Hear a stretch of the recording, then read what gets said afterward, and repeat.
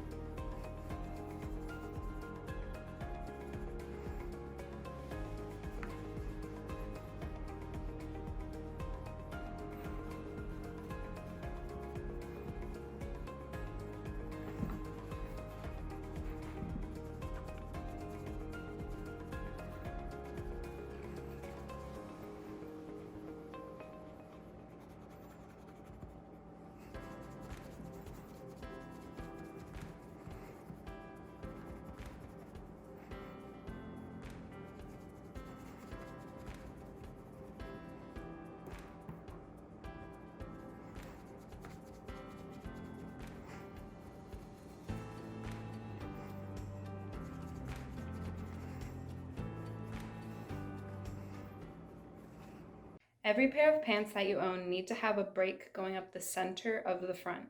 So make sure to get your pants hemmed short enough so that break is always visible. And remember, you can ask your wingman about different locations in town to get this done for you. Here's an example of hemmed pants with a singular break.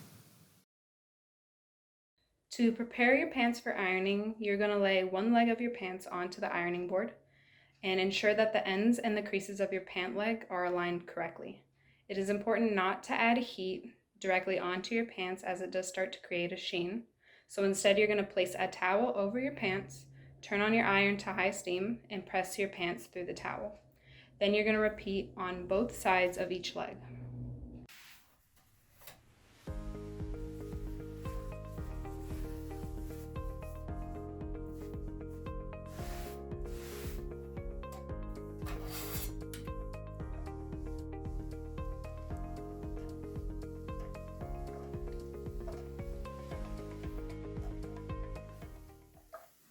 To iron the upper part of your pants, tuck the ironing board into your pants so the front pockets are facing upwards.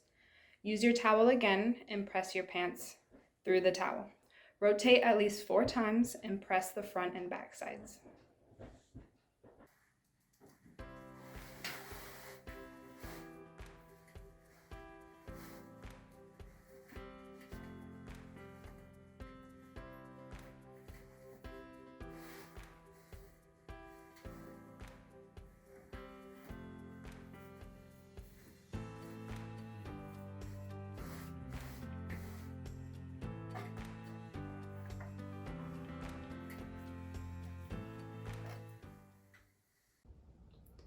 The gig line refers to the alignment of your shirt seam and your pant seam, along with your belt buckle.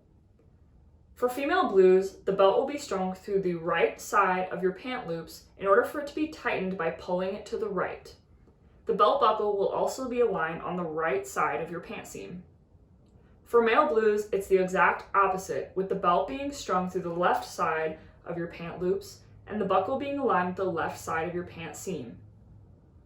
In both cases, the silver tip of the buckle should extend past the buckle, but not so far that you can see the blue of the belt beyond the belt buckle. As Cadet Park stated in the previous video, the male gig line is the exact same as the female gig line, except the belt will be on the other side. You'll see my zipper and my shirt follow one straight line in continuation with my belt. My belt is just going to be on the left side as opposed to the right side, in contrast with the female. Prior to ironing your uniform, it is important to starch it beforehand. A simple way to do this is using spray starch. When starching the shirt, start with the collar and spray it across until you can see that it is damp.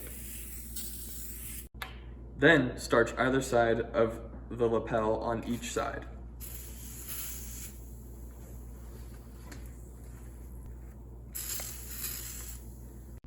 Next, move on to the face of the shirt and spray the entirety of it.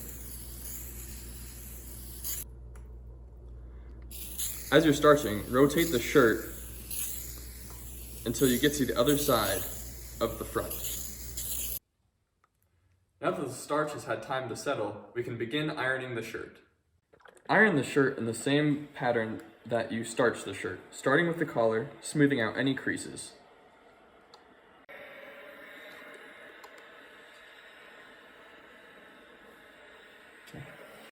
When ironing the pocket, iron it in a downward motion so that way when you wear the shirt, the lip of the pocket stays down.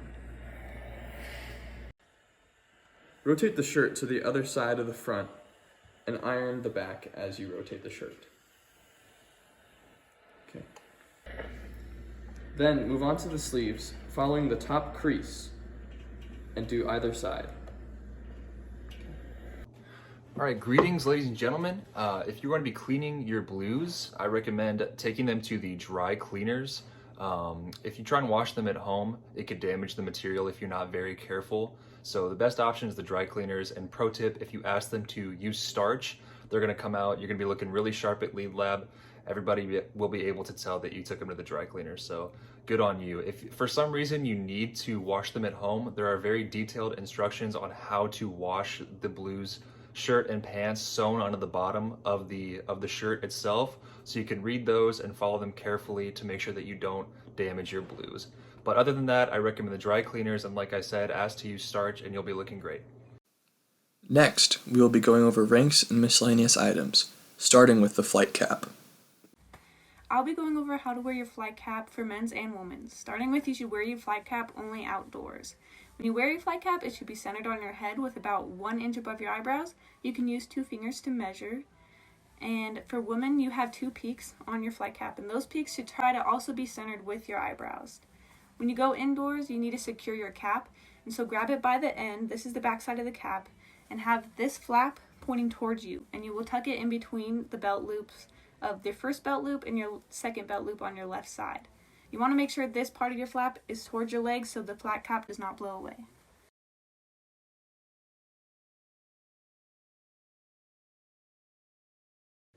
And for males, the top of the cap should be shut.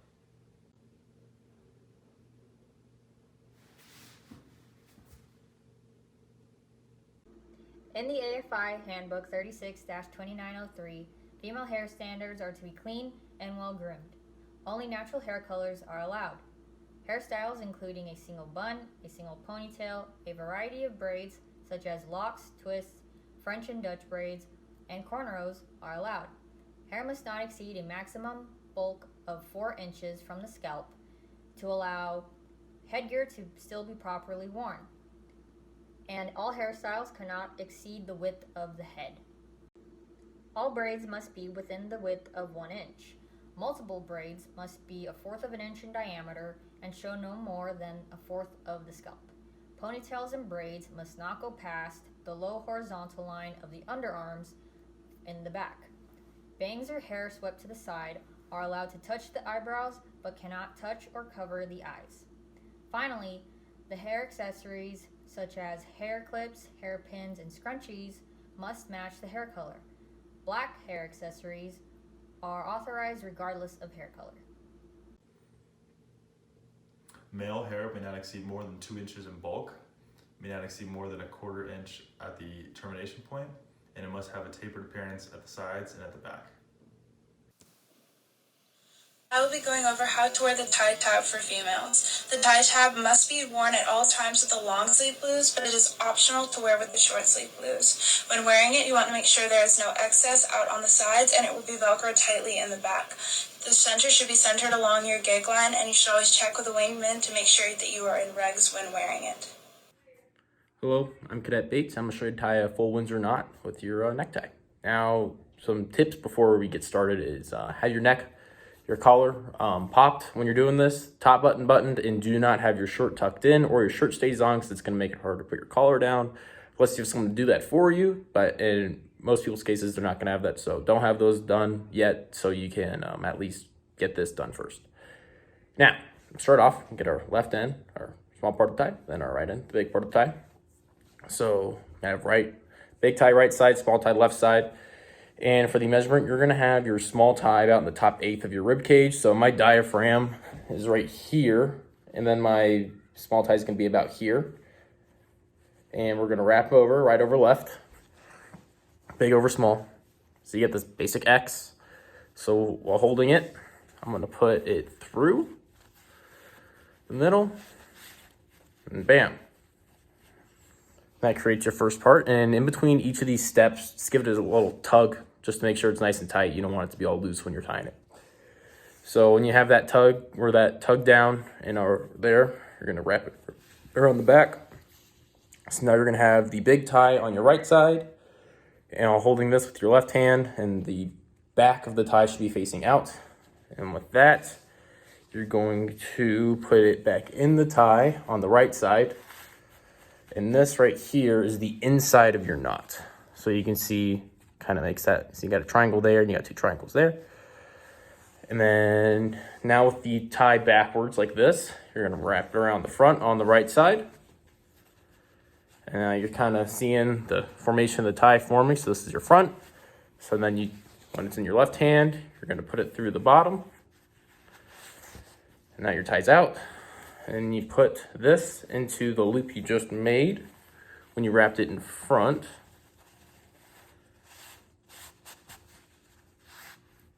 And there you go. That should be your tie. Now you might have to do this once or twice just to get your length down right, because it's different for every person. But then you, of course, tuck your small tie in the back of your big tie. And put your collar down.